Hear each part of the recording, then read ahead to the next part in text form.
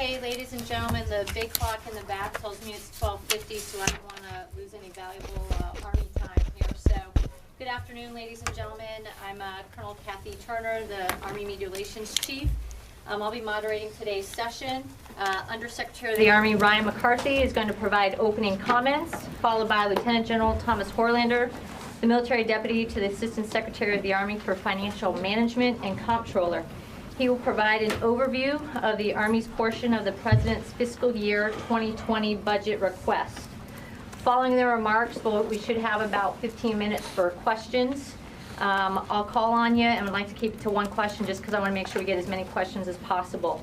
Okay, with that, Undersecretary. Thank you. I'll talk a little bit about the key shifts undertaken in this fiscal year 20 effort.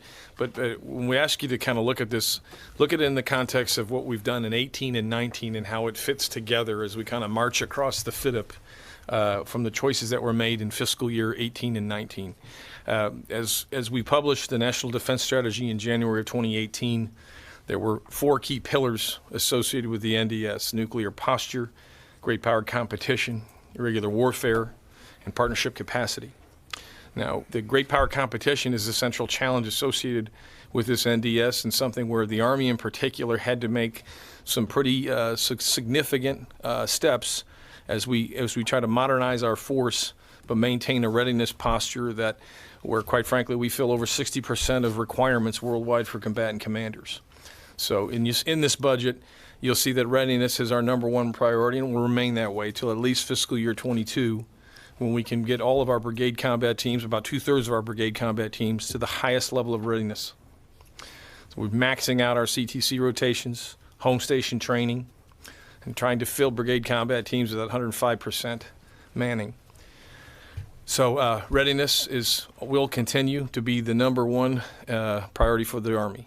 The choices in this budget for modernization that were truly difficult but challenging, but ones that the entire Army leadership stood shoulder to shoulder on and own. The choices that were initially made in fiscal year 18 and 19 was where we restructured the S&T budgets and moved 80% of those dollars against 6 modernization priorities: long-range precision fires, next-generation combat vehicles, future vertical lift, network, integrated air missile defense, and soldier lethality, spanning all fundamentals. We had 2 complementary efforts of synthetic training environment and position navigation and timing. So within those 6 kind of +2 priorities, there are 30 signature systems that will require substantial funding in the out years so that we can pull them through that weapons modernization knothole. These decisions that were made were essentially priming the pump in 18 and 19, so that budget deal in 18 and 19 not only helped us restore our readiness posture, but really to prime the pump for our modernization efforts across the future. In fiscal year 20, this is where we make this almost symbolic or signature step to depart from legacy systems of our big 5 weapon systems that are standing in our formations today. Clearly, this will take time, spanning across a FIDP and even longer, to bring these new systems online and field them into our formations. So last spring and summer, the Army leadership conducted what you've all heard of as night court. The Army staff has a sense of humor. So we spent the spring and summer together, spanning north of 70 hours, principals only. Everybody had to do their homework and to lay in these hard choices against our priorities. In the process, we've truncated the buys of over 93 systems and terminated 93 others. Found north of $30 billion across the entire budget of the 5-year Futures Defense Plan, and laying in those cuts over time to finance our ambition. In 18 and 19, when we started this process, we were at about 80% legacy investments to 20 modernization. With the shift of that S&T budget, we went to about 70-30.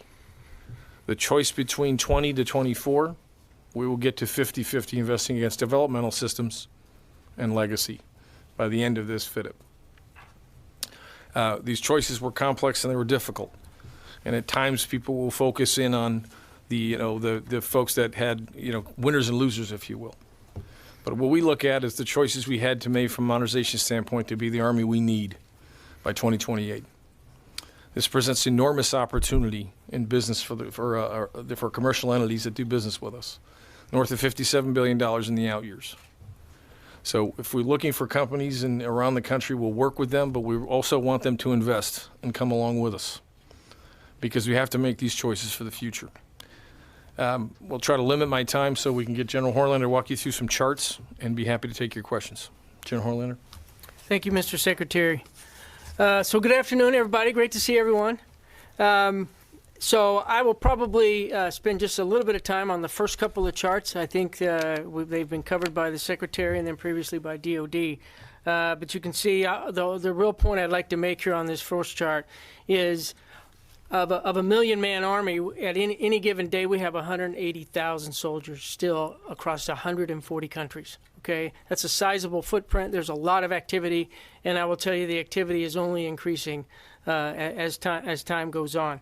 You're familiar with the strategic environment. You're familiar with the NDS, the threats that are out there. I don't need to cover that in any great detail.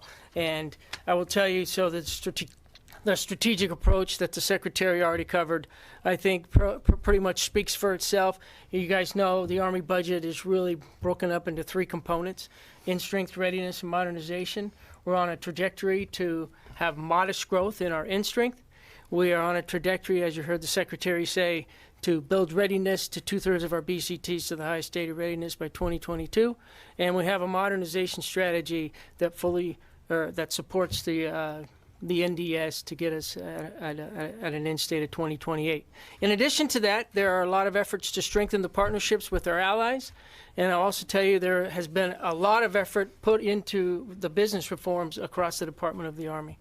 So I took some time, and I won't go in detail on this, but if you look at this chart, this is really a simple way to look at what we've done over time in terms of an in ways and means framework, okay?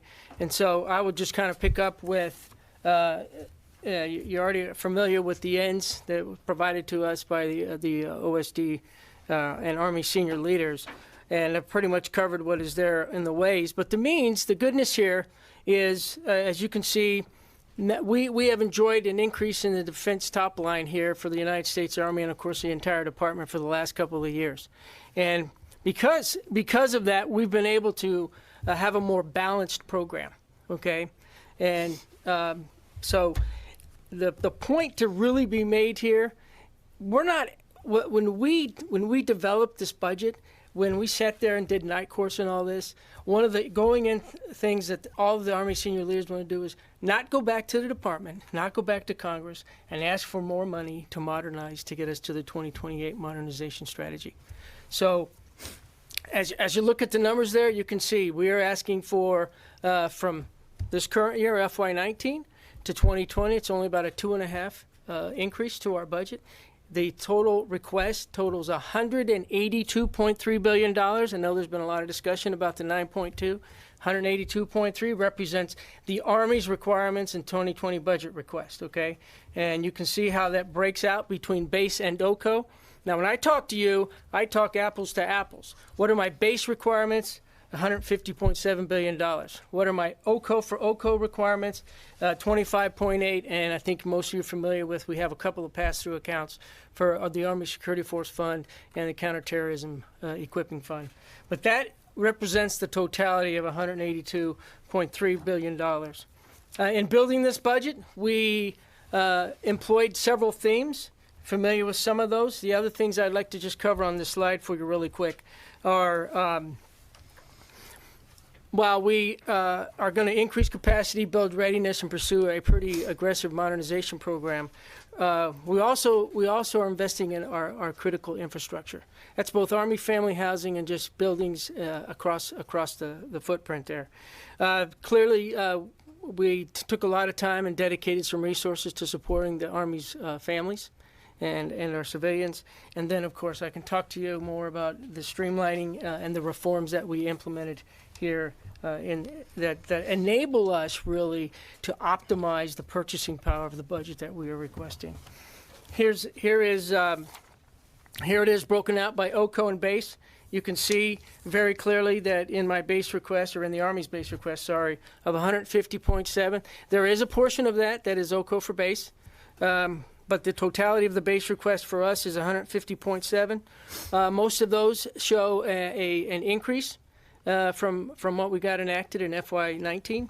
And as is consistent across the entire department, a pretty sizable increase in our RDT&E accounts, and we can talk more about that here as we go.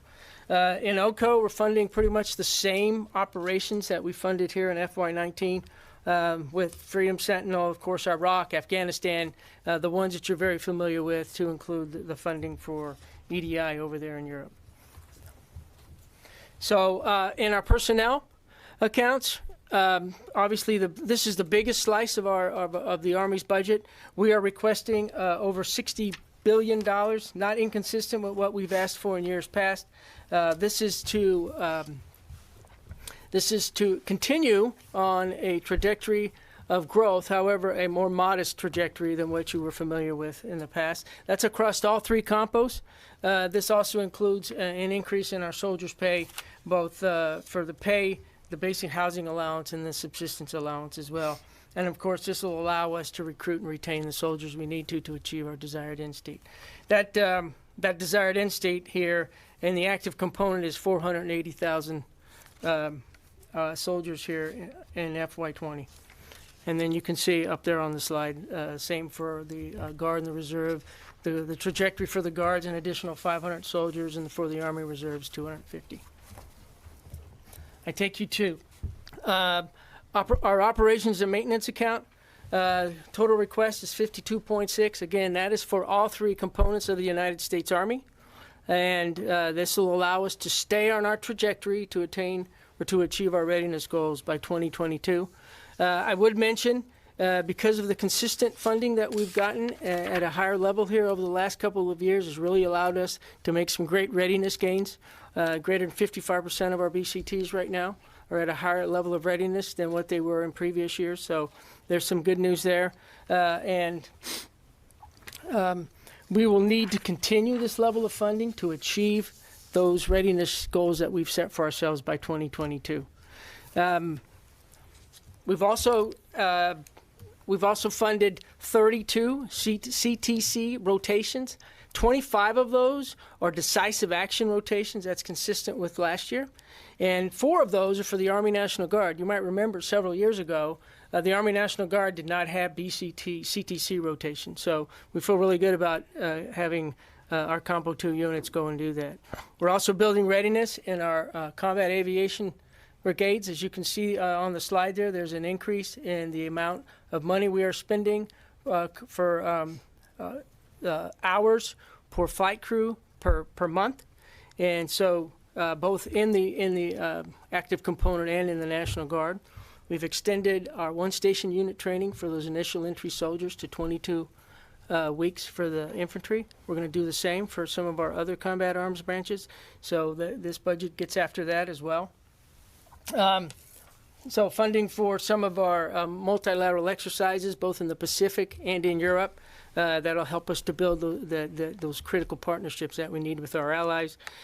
We are right now funding our installation services. We call that base operation support at 85% of the requirement. That's an increase. That's a good news story.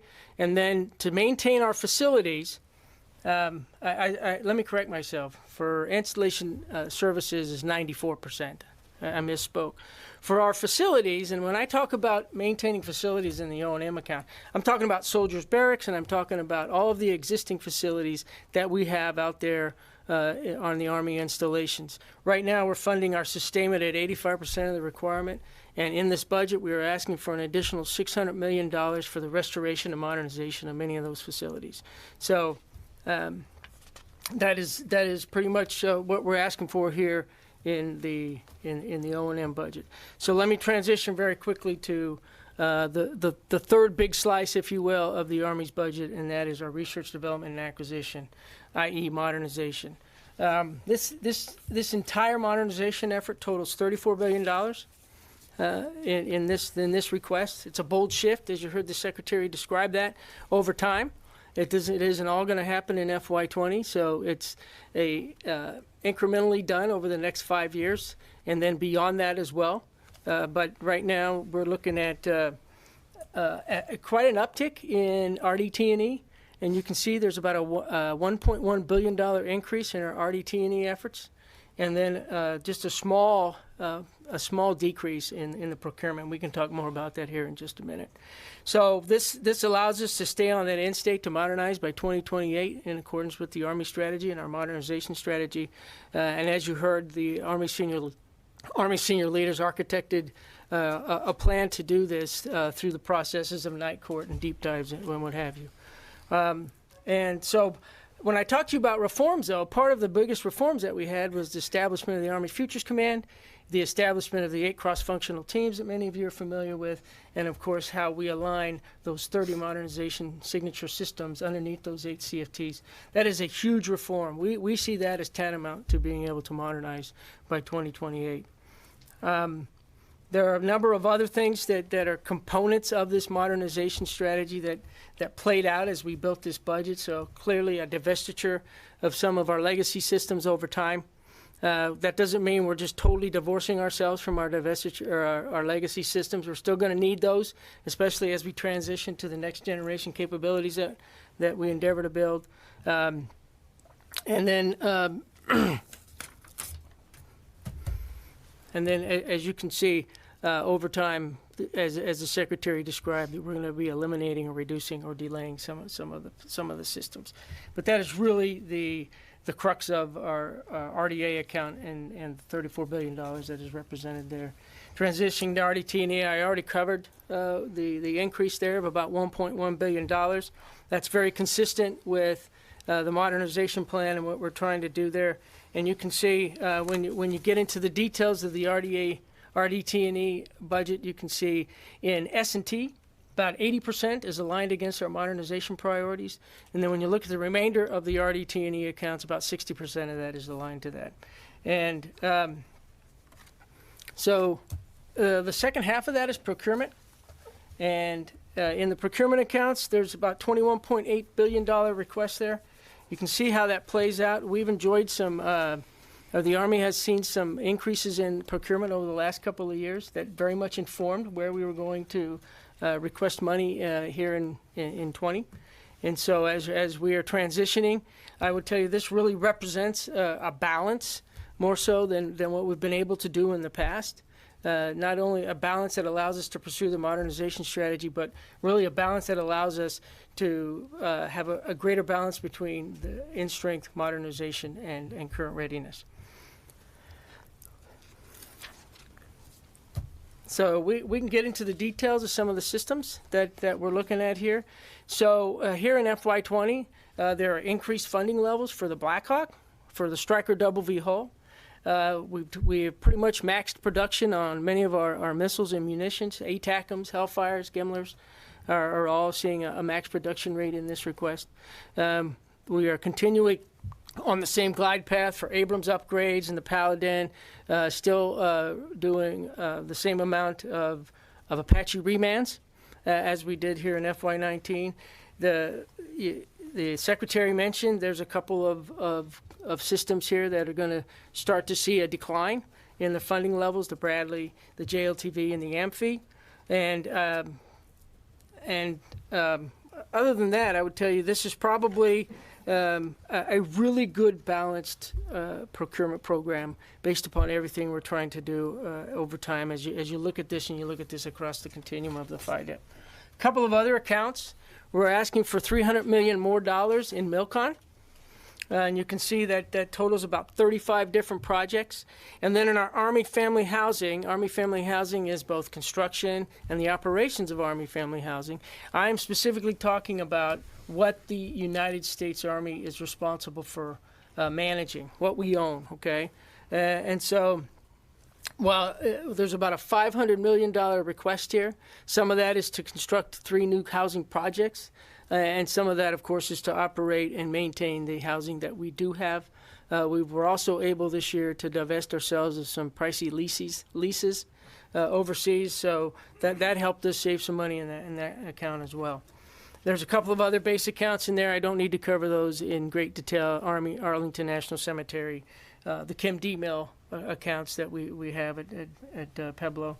And I just got a small little picture there on the OCO request. And so you can see there, it's 31.6, again, funding those same operations as we've done in the past, and a little over $5 billion of that are pass-through accounts.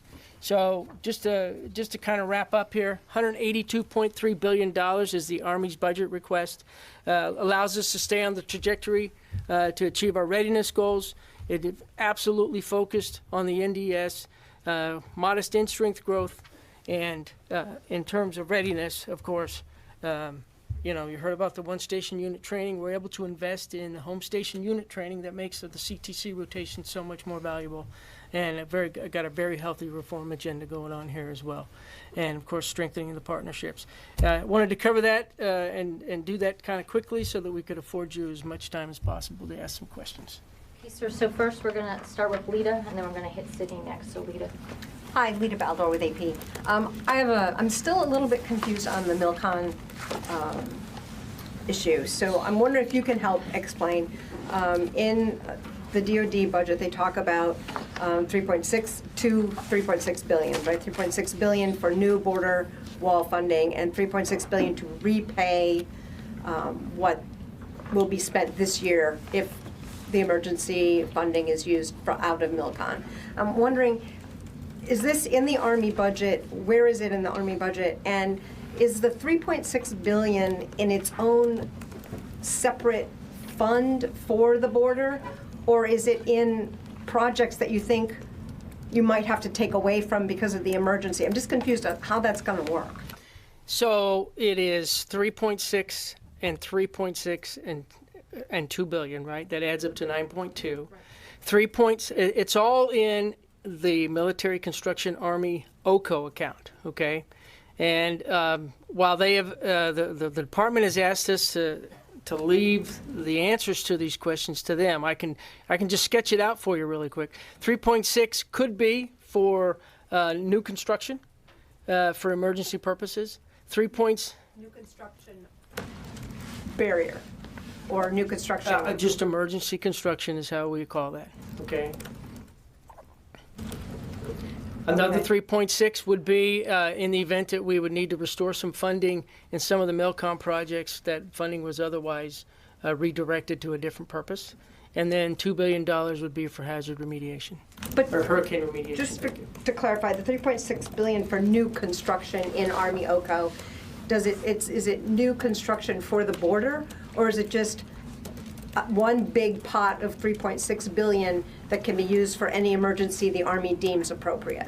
So we call this emergency for emergency purposes. So any details, ma'am? I'm sorry, I'd ask you to talk to us. And then we'll get with you offline, Lita, to see if we can get more answers to the question. So we'll hit Sydney first. We'll go back to Ryan. Hi, Sidney Friedberg, Breaking Defense. Not asking you to recite all 30 priority programs or all 93 cut programs in rhyming couplets, but can you give us some prominent examples? I mean, I look through this budget, I see a small decrease in some of the AFV mod and new construction. No CH-47 mod still seems to be going strong. I'm not seeing any big heads on the wall or any small things emerging that were negligible suddenly getting big. So of all those, the 30 things that go up and the 186 things that go down, what are some prominent examples that you're particularly proud of, particularly were painful to achieve but still necessary? Give us some highlights from that, sir. So, Sydney, the choices of how these programs will be divested happen across the FITIP, towards the end of the FITIP, and you're synchronizing them with the investment portfolio's next generation combat vehicle or future vertical lift. So when you've kind of gotten through the prototyping and experimentation phase, and then you're getting into a low rate initial production tranches of capability, and then looking like in a sand chart, you'll see them start to divest the assets and bring the new ones on. So it's starting to signal as the funding lays in over time, and you get through the modernization process, ultimately they synchronize towards the back end of this FIDIP. So that 30-odd billion that's moving, we're not going to see very much of it this year. Most of it's backloaded in the FIDIP, which we don't have. It's another step. As you kind of look, the pipes start to open. The funding increases year over year as the maturity of systems come online. Okay, so let's go to Ryan. Sir, Ryan Brown, CNN. I just wanted to ask a little bit about some of the money that was used, operations for the Southwest Border Mission. Obviously, that was an emerging requirement, but is there any money that's to replenish some of those O&M funds that were used to kind of pay for that this year? Or is there any projection that that operation will continue, and how much money is allocated to that operation? So in the FY20 budget, we are not requesting funds to conduct missions on the southwest border. As you're well aware, we do have some soldiers down there right now performing missions in support of the Department of Homeland Security. But right now in the 20 budget, no, we don't have, we're not requesting funds for that purpose. And can you say what fund is being used to support that current operation? Or? So right now, the Army's using some of its O&M to fund that. It's not staggering to the point where, you know, it's hurting our readiness, but it could.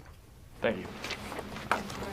Hi, Marcus Westover with Defense.gov. Yesterday, the Pentagon said it was beginning, I believe it's quote, fabrication activities on non-INF compliant cruise missile systems. Is any of that in the Army budget? Is that the ATACMS plus up that is in there? We are in the process of developing the Precision Strike Missile, which is an ATACMS replacement program. It's a greater lethality, a two in the tube, same platform essentially. What the industry has indicated to us is that if indeed the United States were to depart from the INF treaty, that it's a software updating of the development of that system, and you could extend the range beyond the INF limitations. To the extent it would go north of that number, but we'd have to spiral in capability later to get even greater ranges. But the capability exists today. Okay. I have a very quick follow-up. JLTV, I noticed, went down a little bit. Is there any changes to the program of record there, or what's to account for the decline? So looking hard at the requirements associated, just how many JLTVs that we need in the program. Our vehicle fleet today has, I think I'd have to be correct, but between Humvee, JLTV, and infantry squad vehicle, we have well north of 100,000 vehicles in our vehicle fleet. And so we're trying to hone in on the exact number of requirements of vehicles, and that's why the buy will be truncated over time. Hi, Tara Cobb with Military Times. If you compare the administration's FY19 request to the FY20 request for Army end strength total, reserve and active, it looks like the growth is actually slowing. We're projected to be at an end strength of about 25,000 more than you will be in 2023. So I'm wondering if is that just a reflection of maybe either recruiting challenges or just this right sizing for what the previous person said was, our next fight won't be a desert storm fight? No, we do need to grow. We need the growth. The issue there is it's two variables associated with the decision. One is financially, obviously, and then the second, from a standpoint of we wanted to make sure that we could have modest, steady growth, maintain quality standards, and there are difficult challenges that are presented at 3.9% unemployment. We're looking for. We changed our strategy in the Department of the Army, focusing on 22 key cities in the United States. Looking at the changes within our Army marketing organization, how we message to the country. So we thought that a slower, more modest growth was effective, but we will still be on track to pursue about a 488,000 end strength by the end of this FIDIP. We're going to move this side of the room, Jen, and then Ashley, and then the middle. Jen. Hi, Jen Jensen with Defense News.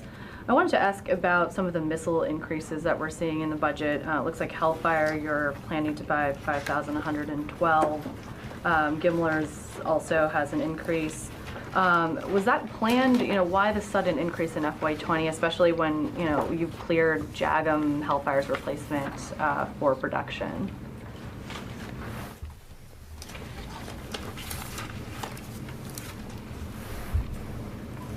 Yeah. A lot of this was the replenishment of existing stocks and get to that tamer which is the worldwide requirement for munitions.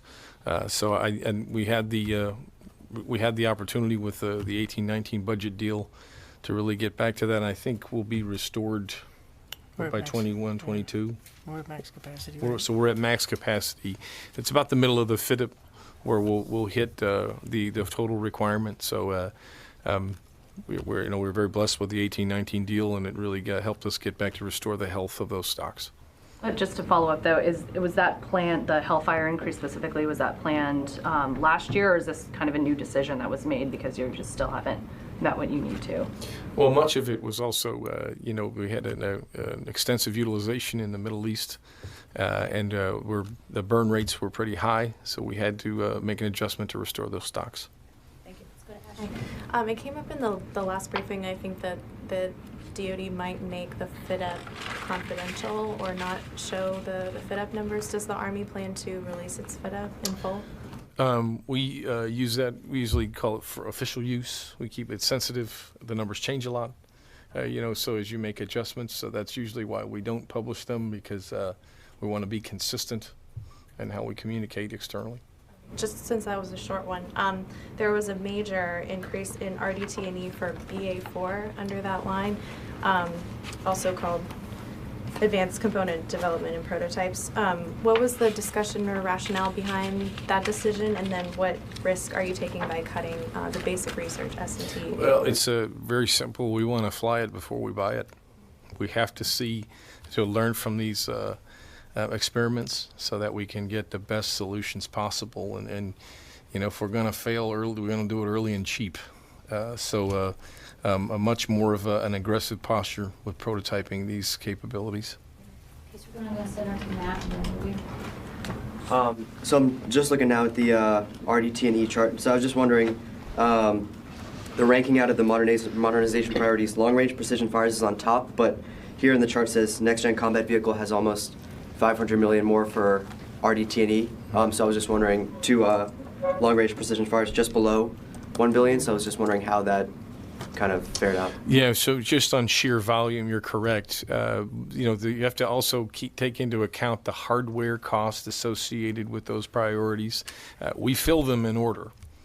So if the requirement is X, you're going to get the money first. But with respect to like combat vehicle and helicopters, the hardware and the software is just very expensive on those assets. Okay, so let's hit Louis and then we're going to go back to the right side. Two questions. First on the southwest border.